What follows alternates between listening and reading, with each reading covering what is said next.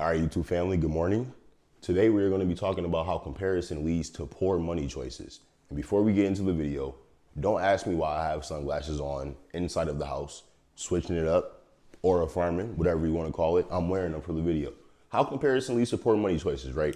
So, as humans, especially young people, I'm going to say young people in every video because my audience, I'm assuming if you're watching this, you're probably a young person as well. We like nice things, right?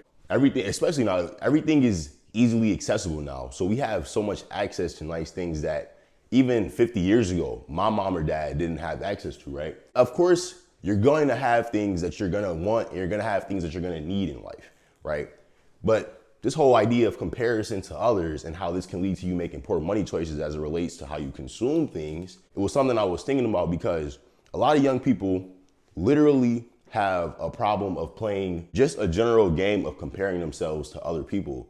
And our financial system makes it easy to get things now that, like I just said, are mostly wanted rather than needed because of the society that we live in. People produce things all over the world now, and we have access to luxuries that, like I just said, we never had access to before, and they're cheaper than ever. So you have clothes that you never could have had access to that you can buy now on, credit. Vacations you can take on credit now. Car loans. I put buy now, pay later because that's probably a huge example of this. The fact that people use credit for just normal consumer purchases now is a huge example. And then credit cards. I did exclude student loans, mortgages, and I guess the more serious types of debt because I don't think consumer debt and those types of debt, more so student loans and mortgages, can get lumped into this comparison thing. Now you can make an argument that a lot of people go to colleges that they can't afford just because it's a good school or because it looks cool or they want to, go where their friends go or whatever. So that's definitely something I could have put here, but I'm going to keep it to the consumer-based items, and especially I think with cars, right? I think cars is an easy example to point out when you're talking about comparison.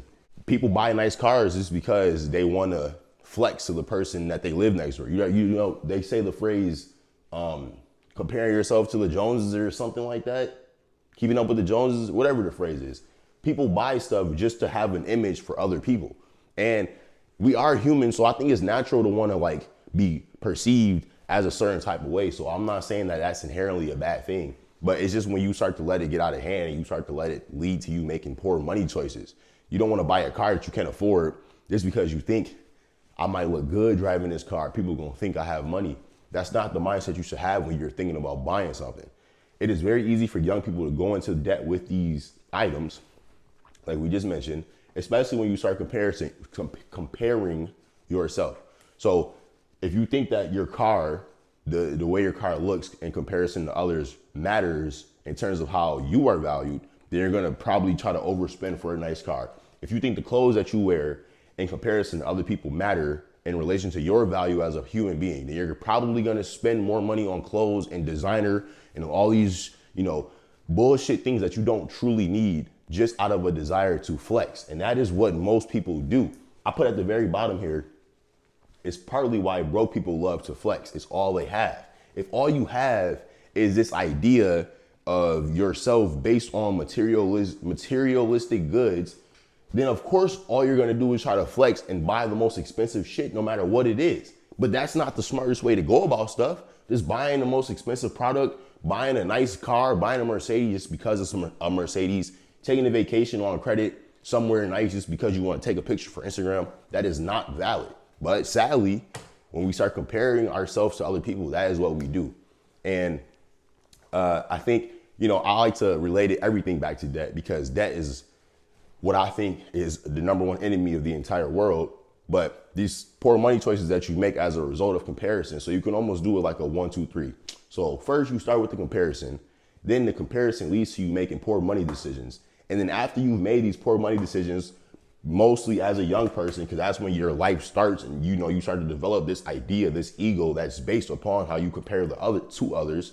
Once you develop that and you fall into these poor money choices, you get debt. And what do I say, guys? Once you fall into the debt trap, like I talked about in my last video, it becomes extremely hard to escape. So that's why you pretty much stay stuck. And then it's almost like like a self-prophesizing loop, if that makes sense. Because once you fall into the trap, then you damn near start to compare yourself more because you don't really have anything besides materialistic goods to base your value off of. If you're, you got hella debt, you don't own a home, all you have is a nice car. So it's like, shit, you might as well splurge on a Mercedes. It's all I have to make myself appear as a valuable human being in this consumer society that we live in. But that's not the way to go because you're really staying stuck in the trap. So this is how young people grow older and never pay off their debt. It's a combo of poor money skills, and a need to have things you don't need. So that's pretty much everything that I just went over. Like cars, credit cards, or car loans, credit cards, clothes, buy now, pay later, any form of debt that is used to consume stuff. You know what? Let's extrapolate this idea beyond debt. Let's assume you are completely debt free.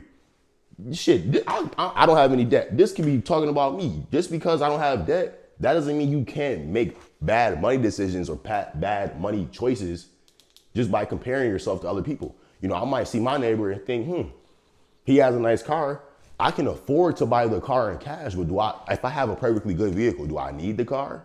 No. So just because you don't have debt doesn't mean you still can't make poor money decisions, bro.